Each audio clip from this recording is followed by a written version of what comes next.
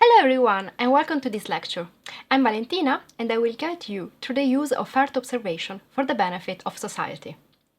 Before we start, let me clarify what I mean with Earth observation. There are in fact several definitions, but in this lecture we are going to focus on the observation of any physical, chemical or biological processes that we can perform with the help of satellites. These observations are based on remote sensing technique, meaning that we are observing without touching. And this instrumentation can in general be assembled on satellites, but also on airborne and ground-based platforms. Our planet is continuously under observation by satellites which orbit Earth with different speed and instruments on board. As of August 2021, there is a huge number of objects orbiting our planet. The majority are debris coming from non-working satellites or rocket stages, but there are also more than 4,000 active satellites, and some of them will be the focus of this lecture.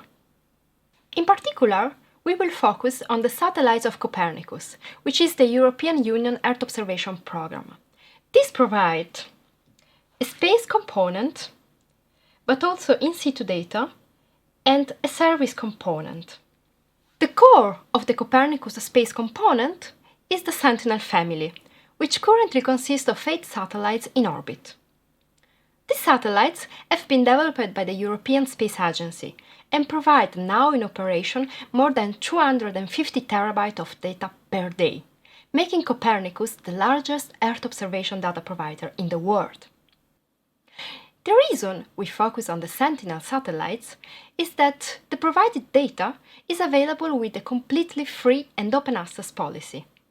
This means that there is a huge volume of free data which can indirectly produce social, economical and environmental benefits. The highest market potential, in fact, lies in the downstream industry, since we can use the satellite data to develop commercial applications which can improve internal life on Earth. So, what can Earth observation do for our society? Well, satellite data can help us in monitoring the state and health of our planet, which is currently changing because of many problems such as climate change, biodiversity loss, overpopulation, overconsumption, or even the depletion of natural resources. Satellite data can help institutions and policymakers in taking data-driven decisions while they are working on the Sustainable Development Goals. In particular, the Copernicus program provides also several services which are categorized into 6 areas of interest: atmosphere, marine, land, climate change, security, and emergency.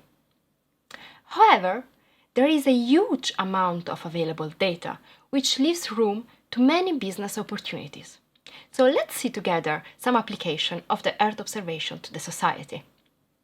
2020 will be probably remembered as the pandemic year, with national lockdowns all around the world to prevent the spread of the coronavirus.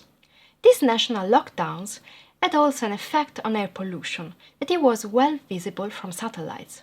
In this GIF, you can see a comparison of the nitrogen dioxide concentration in Europe in March 2019 and in March-April 2020. The study, conducted by the scientists of the Royal Netherlands Meteorological Institute, has been possible thanks to an instrument on board of the Copernicus Sentinel 5P satellites. With a complete view over Europe, we can see the strong reduction of this air pollutant in 2020, and we can see that it coincides with the reduction of traffic and industrial activities due to the national lockdowns, and is clearly visible over the major cities across Europe, specifically Milan, Paris, and Madrid. Now, let's move to another example. Earth observation can also be used to estimate the effect of global warming, for example, glacier retreat. In this false color picture, we can see the Rhone Glacier in Switzerland, visualized using the near-infrared, the red and the green bands of Sentinel-2. If we zoom in and look at the evolution of the glacier tongue, starting from 2015, we can see a strong retreat of the glacier tongue and the growth of a glacier lake. As you can see, thanks to the Earth observation, we can easily estimate the recession in only 6 years and see that it's of almost 200 meters. This example shows you how powerful Earth observation can be while monitoring events happening on a long time scales. Now, let's stay with climate change and focus on extreme weather events. A higher global surface temperature causes a higher probability of droughts and more intense rainfall, which can in turn cause floods. This is what happened in Switzerland in summer 2021. In the upper panels, we can see on the left an RGB image of the region of St. Peter's Peninsula in the Bieler See before the storm, and on the right we can see the Normalized Difference Water Index, the NDWI. This is an indicator for the water content of the region. In the lower panels, instead, we can see the same region but during the flood. The comparison shows that the breaching dam is completely covered by water, as you can see here. And also the agricultural fields around have been flooded too. Also in this case, Earth observation can be really useful to visualize the affected area and estimate the size of damages. Finally, I would like to show you also how we can monitor urban expansion from satellites.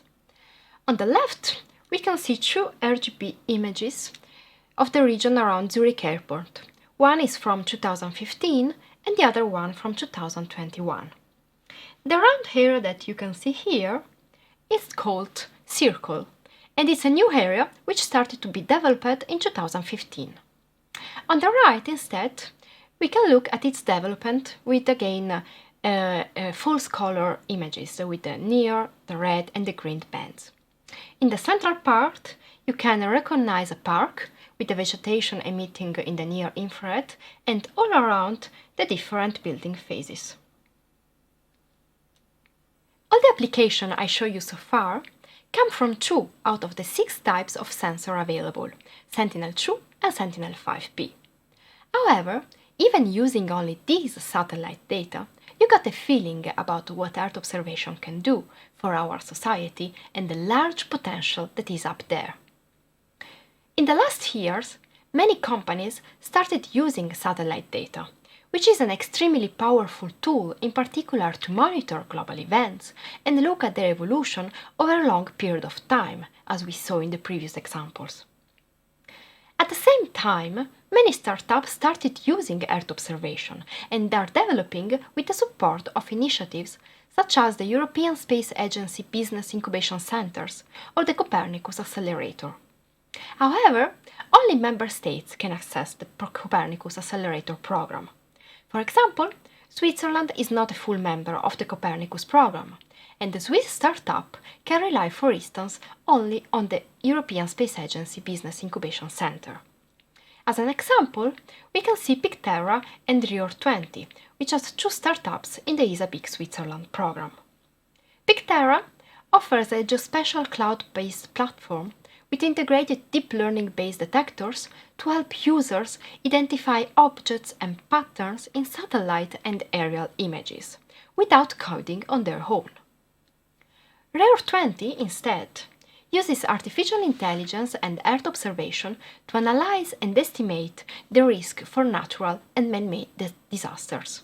Among the startups supported by the Copernicus Accelerator, we can see other examples, for example the Green City Watch, a startup which applies artificial intelligence techniques to satellites and drones data to drive urban green space management. 23, instead, uses satellite imagery and artificial intelligence to monitor forest health, to mitigate wildfires and power outages. Marmoris takes advantage of Earth observation to map coral reefs in the world and their environments and to provide a data-driven early warning system which can influence policy, restoration and management decisions. Finally, SoilViews use Copernicus Sentinel-1, Sentinel-2 and Sentinel-3 satellite data in combination with deep learning classification models to provide soil analysis and crop suitability recommendation, which help farmers in their daily work. With these last examples, I hope you have now an idea about the potential of Earth observation from satellites and can start thinking about your own business based on satellite data. Thank you a lot!